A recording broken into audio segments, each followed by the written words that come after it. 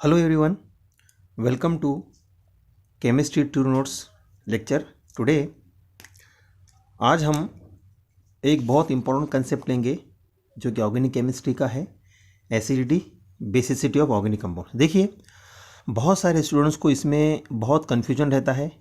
बहुत टाइम पढ़ाई करने के बाद भी उनको समझ में नहीं आता है कि एसिडिक स्ट्रेंथ और बेसिक स्ट्रेंथ को कैसा समझे। हम बहुत सिंपल वे में आपको समझाएंगे। ये हमारा acidity and basicity of organic compounds का पहला लेक्चर है।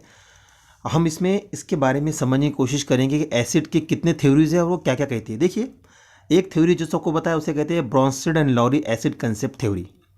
ये हम कहते हैं Bronsted and Lowry acid base concept, या उसके बहुत सारे अलग अलग टर्म्स हैं। अब what is the meaning of Bronsted acid? तो उसे कहते हैं a substance that can donate a proton. ऐसा सब्सटेंस जो H प्लस आयन देता है, जैसे कि HCl है, H2SO4 है, H3PO4 है, बहुत सारे कंपाउंड्स हैं। आपको हम नेक्स्ट टॉपिक में लेंगे वो कौन से कंपाउंड्स हैं।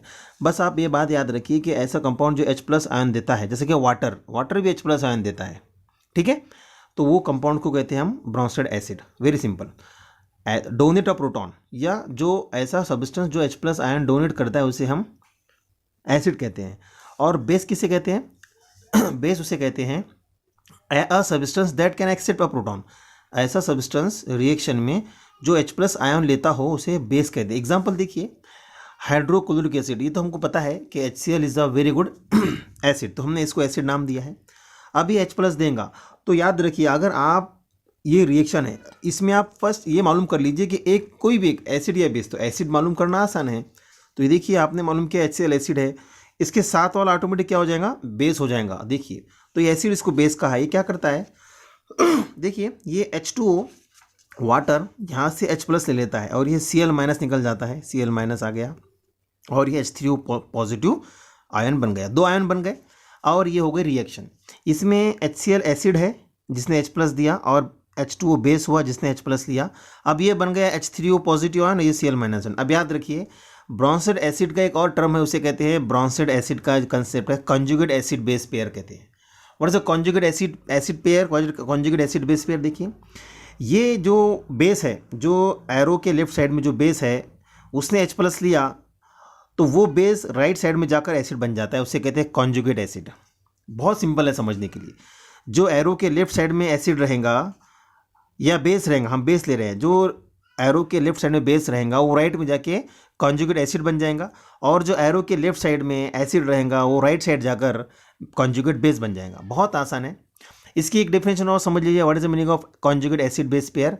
Difference of 1H plus ion. याद रखिए, बहुत आसान है। Difference of 1H plus ion. देखिए कैसा, ये इसमें 2H है, इसमें 3H है, तो डिफरेंस हो गया, तो इसे कहेंगे हम acid conjugate acid base pair. समझ में आया? ओके। उसके बाद में एक बहुत इंपॉर्टेंट टॉपिक है, उसे कहते हैं हम लेविस एसिड एंड बेस। देखिए, इसकी डेफिनेशन समझिए। किसे कहते हैं Lewis acid? Electron pair acceptor compound या electron deficient compound are called as acid, Lewis acid. और इसकी वेराइटी है, ऑर्गेनिक केमिस्ट्री में बहुत वेराइटी है।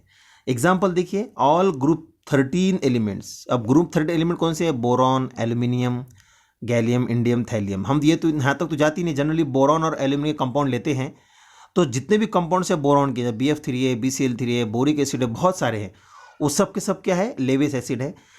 और AlCl3 और एल्यूमिनियम के जो कंपाउंड है वो सब क्या है? लेविस एसिड होते हैं। क्यों? वो डेफिनेशन याद रखिए, इलेक्ट्रॉन पेयर एक्सेप्टर और electron deficient compound are called as Lewis acid. और कैसे पहचानोगे इसको आप? वो होते हैं पॉजिटिवली चार्ज्ड। अब देखिए, ये जो H प्लस है आयन, ये भी लेविस एसिड है, याद रखिए। क्यों? क्योंकि ये इसमें क्षमता है, इसमें पावर है एक इलेक्ट्रॉन पेयर लेने का, इसलिए इलेक्ट्रॉन पेयर एक्सेप्ट करने का, इसलिए लेविस एसिड है। समझ में आया? ओके।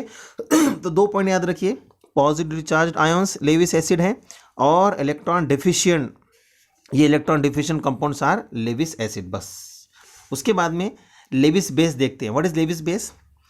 इसका अपोजिट, इलेक्ट्रॉन पेयर एक्सेप्टर था, ये डोनर होगा। ऐसा कंपाउंड जो इलेक्ट्रॉन पेयर डोनेट करता हो और वो इलेक्ट्रॉन रिच रहेगा, इसीलिए वो डोनेट करेगा, उसे कहते हैं हम लेविस बेस। एग्जाम्पल क्या है? ये बहुत इंपॉर्टेंट पॉइंट है, all lone pair containing compounds are Lewis base. जैसे कि आप वाटर है, तो इसमें ऑक्सीजन पे लोन पेयर है, याद रखिए हमेशा। वाटर क्या हो गया, लेविस बेस हुआ।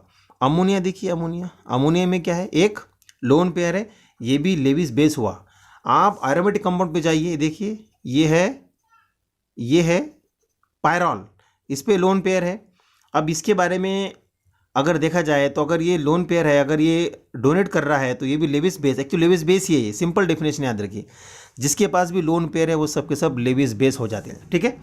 नेक्स्ट पॉइंट देखिए, एग्जाम्पल देखिए, ये HCl आपने लिया है, लेविस एसिड है और ये लेविस बेस है, किसके लोन पेयर है इसके पास। ये क्या करेगा, ये अमोनिया ये H ले लेगा और ये जो बॉन्ड बताएगा, इसे कहते हैं हम क्या कहते हैं, Lewis base Lewis acid reaction होकर सॉल्ट बन रहा है, ठीक है।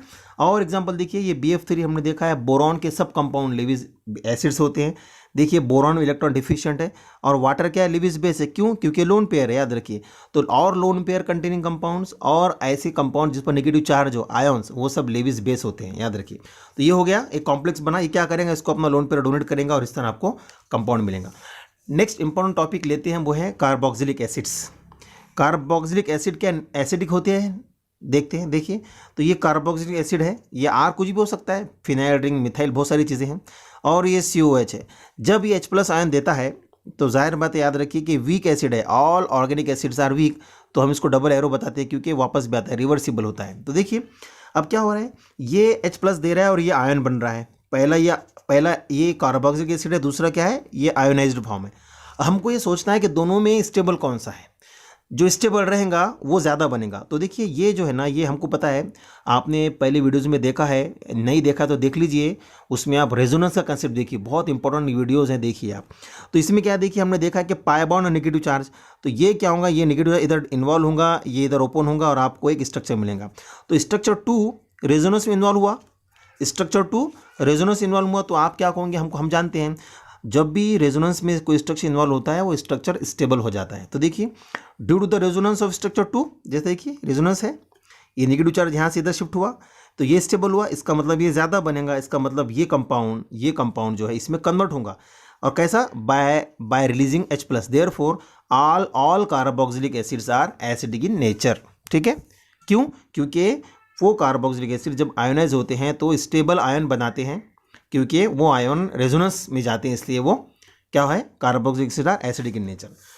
अब मोस्ट इंपॉर्टेंट पॉइंट वो ये है कि स्ट्रेंथ ऑफ कार्बोक्सिलिक एसिड। तो आप समझ लीजिए किसे कहते हैं स्ट्रेंथ ऑफ कार्बोक्सिलिक। देखिए 2 सेंटेंस आपको याद करना है, इलेक्ट्रॉन विड्रॉइंग ग्रुप वो माइनस इफेक्ट बताते हैं, they increase the acidic strength और acidic power. Electron donating group they decrease the acidic power. ये हमको याद रखना है, और हमको ये भी याद रखना है कि किसे कहते हैं electron donating group, electron withdrawing group. तो हमने वो देखा है, आप वो और दोबारा विजिट कीजिए वीडियोस को, रेजोनेंस में हमने डिस्कस किया है और हम इसको इसमें भी डिस्कस करेंगे। देखिए एसिडिक एसिड है, ये COH हमारा ग्रुप है, अब इसको CH3 ग्रुप अटैच्ड है, ये इलेक्ट्रॉन डोनेटिंग ग्रुप है CH3, राइट, फाइन, ओके। तो ये एक एसिडिक एसिड है, ये फ्लोरो एसिडिक एसिड है, ये क्लोरो एसिडिक एसिड है, और ये 3 कंपाउंड्स है। देखिए हमको पता है कि फ्लोरीन इलेक्ट्रॉन विड्रॉइंग ग्रुप है, इलेक्ट्रॉन खींचता है, और रूल क्या कह रहा है, electron withdrawing group increase acidic power. तो ये कंपाउंड जो फ्लोरो कंपाउंड जो है, ये इलेक्ट्रॉन पेयर खींचेगा, इलेक्ट्रॉन पावर खींचेगा, इसलिए ये फ्लोरो एसिडिक एसिड क्या हो जाएगा, हाईली एसिडिक हो जाएगा कंपेयर टू एसिडिक एसिड। क्यों, क्योंकि इसमें जो है, इसमें अगर आप ऐसा करते हो कि CH2 कॉमन है, यहाँ पर H है, यहाँ पर फ्लोरीन है, यहाँ पर क्लोरीन है, तो H तो इलेक्ट्रोपॉजिटिव है, यानी कि इलेक्ट्रॉन देता है ये, जबकि क्लोरीन इलेक्ट्रॉन लेता है। तो फ्लोरीन स्ट्रॉन्ग इलेक्ट्रोनेगेटिव है, इसलिए ये फ्लोरो एसिड हाईली एसिडिक होगा कंपेयर टू दिस, और सबसे वीक एसिड ये होगा। उसी तरह अगर ऐसा कंसेप्ट आता है, देखिए कि क्लोरीन, 2 क्लोरीन, हमने क्लोरो एसिडिक एसिड लिया, डाइक्लोरो एसिड एसिड लिया, ट्राइक्लोरो एसिड एसिड लिया। अब हम क्या कर रहे हैं, हम ये कोशिश कर रहे हैं कि तीनों में कौन स्ट्रॉन्ग एसिड है। तो देखिए इसमें 1 क्लोरीन है, इसमें 2, इसमें 3 है, तो जिसमें ज़्यादा इलेक्ट्रोनेगेटिव है वो मोर एसिडिक, इस तरह पैटर्न होगा, ठीक है। उसी तरह देखिए यहाँ पर एक कार्बोक्सिलिक एसिड ग्रुप, इसको H अटैच है, ये कार्बोक्सिलिक एसिड है, इसको CH3 अटैच्ड है, ये कार्बोक्सिलिक एसिड है, इसको CH3 CH2 अटैच है।